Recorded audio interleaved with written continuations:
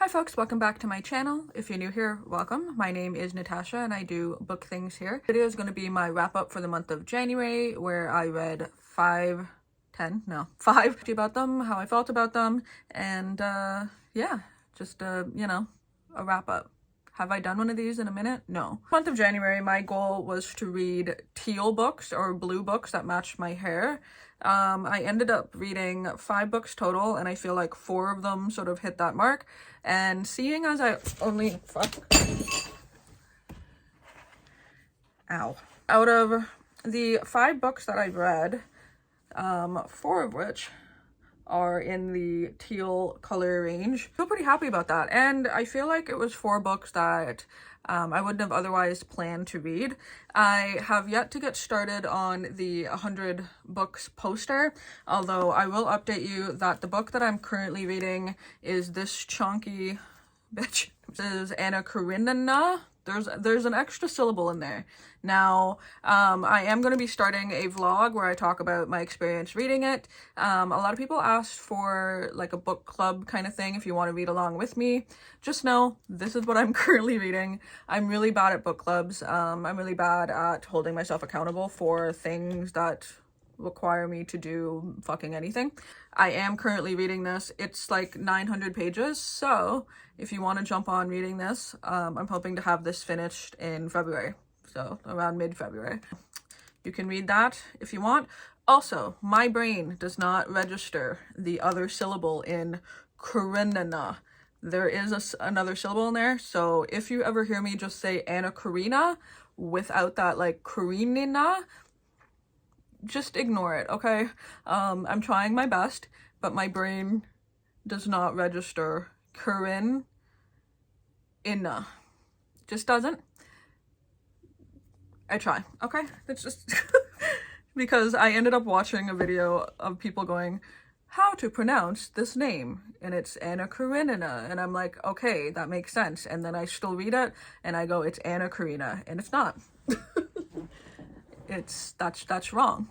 I'm pretty proud of myself actually for reading 5 books, because prior to January I had read no books for like months, or I started books, put them down, didn't finish anything. So in this pile there's actually 2 books that my eyelashes are hitting my glasses. There's actually 2 books that I had started previously and then finished, so I feel good about that. Kind of knocking down that stack of stuff that's sitting on my nightstand. And there was no books that I didn't like this month. It was 5 books that I got like a decent level of enjoyment from, but also stuff that I probably wouldn't have picked up naturally. I would have probably gravitated towards like new stuff that I bought in.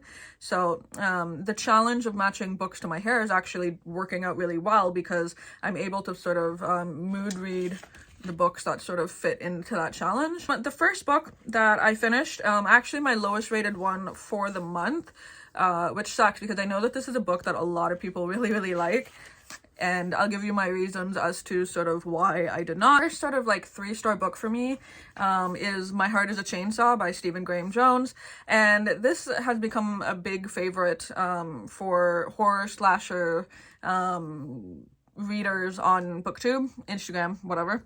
It's just it really made its rounds sort of the October time last year, and I had started it then, but unfortunately for me, this book contains one of my biggest triggers, which is self-harm, specifically, without getting too detailed, self-harm of the going to completion of Super Slide, very difficult for me to read. And unfortunately I feel like I know someone had warned me about that on Twitter, and I completely out of my memory. And so the beginning of this book contains that. Just very upsetting for me. And I debated whether or not I wanted to continue the book. So I feel like for that reason alone, which is, personal to me, I went into it with just kind of like oh God, like how is this going to continue to go? Knowing that that was something that happened in the book. So that being said, I did end up finishing it, and I liked it enough. However, my main issues with it, and reason why I gave it a 3, not even the fact that there is something like triggering in it. Again, that's not the book's fault. That's me. It was the internal monologue of the main character. I understand the appeal, however, the main character Jade, the way that she's portrayed in her monologue throughout the book, while it is really unique, it was like too close to home for me.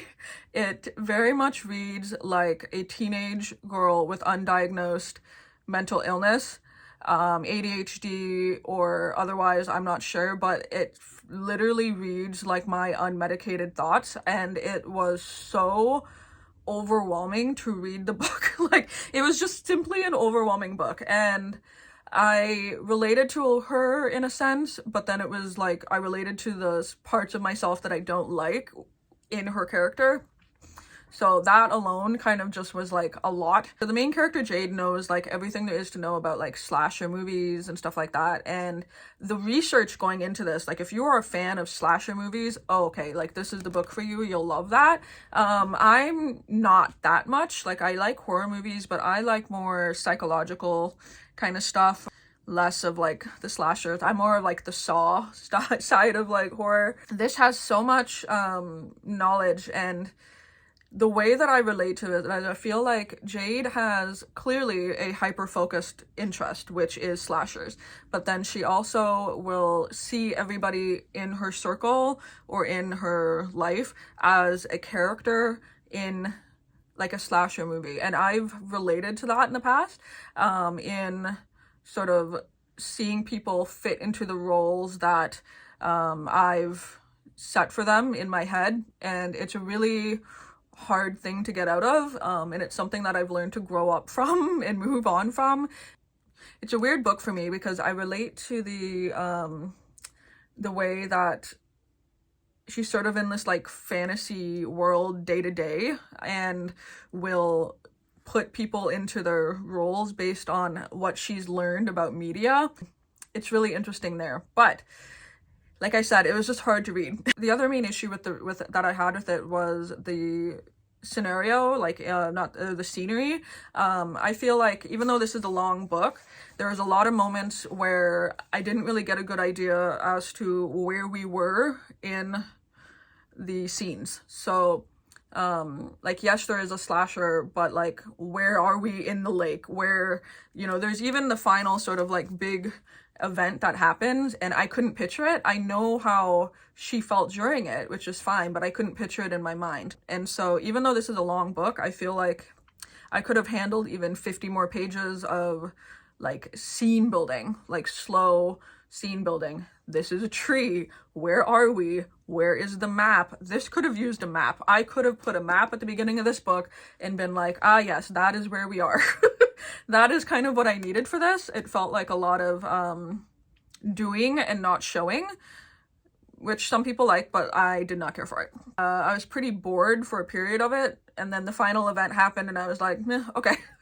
And so it felt like a lot of work to put myself through for not a great ending for me. But I respect the fact that a lot of people like this, but it was hard for me to read on several different reasons, and the end was like not worth the push through. I think that Stephen Graham Jones' writing is really good. I want to see different characters, and the fact that they're able to write a sort of like that teenage girl internal monologue that well, I'm very interested to see what other works I might like, just with different characters. Anyway, moving on. Next book that I ended up giving about like a 3.5 to 4. Very different vibe, very different writing. And you're going to be like, why did you not rate this high or like lower?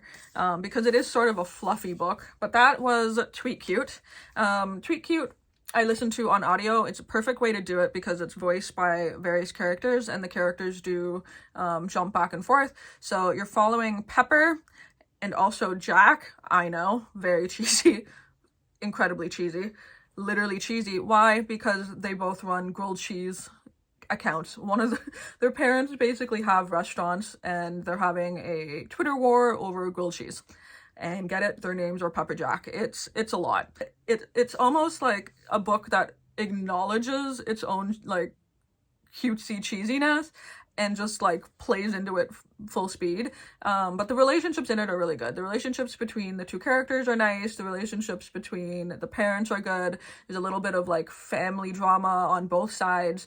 And they come together and it's fucking cute. So, you know, very different vibe from obviously like a slasher book, but like this was entertaining as fuck. So delightful little taste of a cute teenage romance, even though I don't typically read those anymore.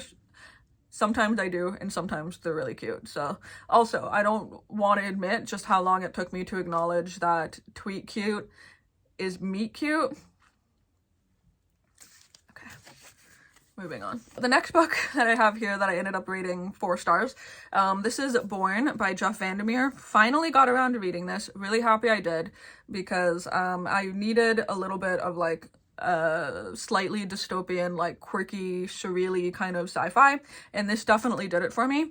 So you're following the main character is a woman named Rachel, and Rachel is basically in this very dystopian world where there's like, they kind of have to like break down mechanics. I don't know how, it's really kind of difficult to describe, but like a dystopian post-apocalyptic world where there's like this big gigantic like bear species that could kill you at like any moment, and so at some point she climbs upon this weird bear species and finds this little sort of like robotic robotic like blobby, you don't know if it's a plant, you don't know what it is. She takes it back to their like bunker and it sort of grows and learns language, and she's trying to figure out like what it is, what it means, just the discovery of Born itself and what it does and what it means to the characters, to the surroundings. It's just a weird little book, like a really weird little book. Because Born in the book, because the character doesn't really know what it is, and the scenery around and surrounding the book is so bizarre, it really lets your mind wonder into like what it is and what it looks like to you. There are descriptions in here, but still, this is a book that I would love to see people's drawings of what they think Born looks like, because I'm sure that like I'd have a picture in my mind of what it looks like and you'd have a different one, and someone else would have a different, you know, it's that kind of thing. And I love those books, really, really love them. So this was great. This was fun. And I don't typically like, oh, we're fighting this sort of like, you know, the reason why we're in this dystopian world. I don't typically like that, but this was done super, super well. And in my mind, I pictured almost like a Fallout universe. Anyway, I thought this was really, really good. And I thought it was fun. And the themes of sort of like found family and nurturing and learning and I don't know, I just loved it. I thought it was good. So I ended up giving this a 4, and I do recommend this to anybody who hasn't checked it out yet, because it's good. So then we're getting into the 2 5-star books of January, and this was an absolute trip, and I completely recommend this because it was so fun. So this is The Good Neighbors by Sarah Langan. This book, okay, so first of all, it's super weird when you end up reading a book that is so similar to a book that you just read, just in its themes. And I remember I recently talked about, I think it was in my top books that I read last year, where I talked about Needful Things by Stephen King, and how Stephen King set it up so that so many people are witnessing certain events to where, like, in the big event, it's almost like it happened because so many people were bystanders. This is like the bystander effect and how it can negatively affect a neighborhood in like a severe way, but like on crack. So what is this book about? It is about a neighborhood, and in that neighborhood you have all the various houses on the street, and there's different families in it, each have their own, you know, issues. And a new family moves in, and they're seen as a little bit more like rough and tough, like kind of people. And as soon as they sort of move in, there's this big event that happens, and a sinkhole opens up. Now, sinkholes are my biggest fear in life. Like, there's like drowning, sinkholes.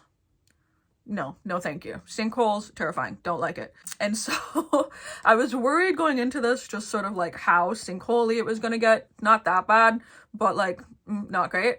And so this sinkhole opens up and it's spewing this sort of like toxic crap out of it. And from that, so many things happen in this book. So many things happen. So there's a lot of blaming people. There's a lot of, I think I saw this person do that, let's run with that, and then tell everybody, and everyone just believes them. There's a lot of like discussions of peer pressure, sort of like being a bystander, not doing anything. It's just a clusterfuck. So what all that means is that in the end, there is such a like turmoil surrounding a couple of characters, and it's a wild ride. It's also told in sort of like articles where they're referencing back, and I thought it was kind of cool because the very first page in this is literally the very first sentence in the book is, "From believing what you see, untangling the Maple Street murders." And it says 15 years after the fact, blah, blah, blah. Why is it a national obsession? Why do we have an obsession with this case? Also, there's a Broadway show, The Wilds versus Maple Street. So the fact that in the opening page, it basically tells you this is a big deal, like something big happened, then you as the reader are sort of seeing it unfold. It's great. Oh, it's good. It's really good because you know something big is about to happen and you don't know what it is because so many big things continue to sort of pop up. It's just a real treat. It's a real treat.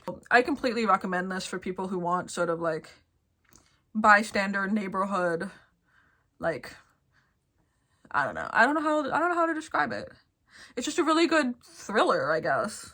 Thriller? Horror? It's kind of horror in its own right because it's the horror of people, which is one thing that I really, really, really enjoy. Is less like eek eek and more, ooh, what is that person doing over there that could affect the outcome of everything else? It's good. It's good. It's really good. So that was my first 5-star of the month. And then my last 5-star of the month, an absolute treat as well. Really, really liked it. That is The One by John Mars. Thank you, by the way, for everybody in my video who suggested that I read this because this was great. And I'll be honest, I feel like I've almost have like a little bit of a book hangover post reading this because it was so fun. This is my kind of like sci-fi book, I guess, or horror book, whatever, because this is modern day with like a slight twist that makes it different. So the twist in this is that it is modern day, except there is a program app, kind of like Match.com, except you send in your DNA and they match you with your 99% DNA match soulmate. And you're following six different perspectives, different characters, and what that means for them, alongside, you hear stories from the outside world of how it's sort of affecting other people as well.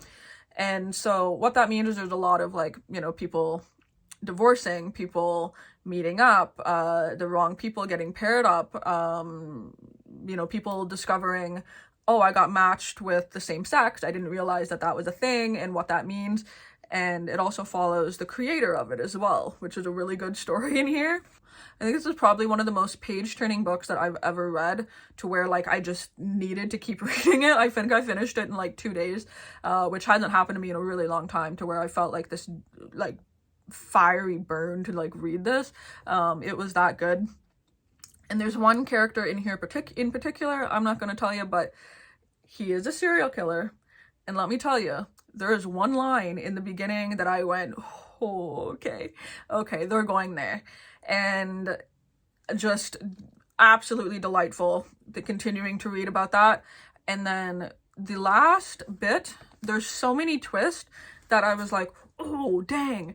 And then 2 pages later, I was like, oh, shit. Like, it was great. Like, at no point did I see half of the twist at the end.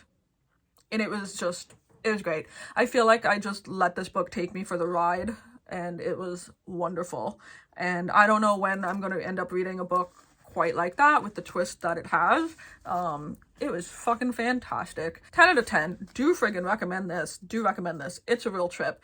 And I think that a lot of people are going to like it because out of those 6 characters that you have in here, you're bound to relate to at least one of the stories. Hopefully not the serial killer one, but like you're bound to relate to at least something, or you're going to be drawn to reading about one of them more than the other 5, which was the case for me. There's a couple in here that I was like, ooh, I need to get to like how this resolves, you know. Really strong month for reading for me, with the 5 books that I did completed a nice little beautiful color too. I love it.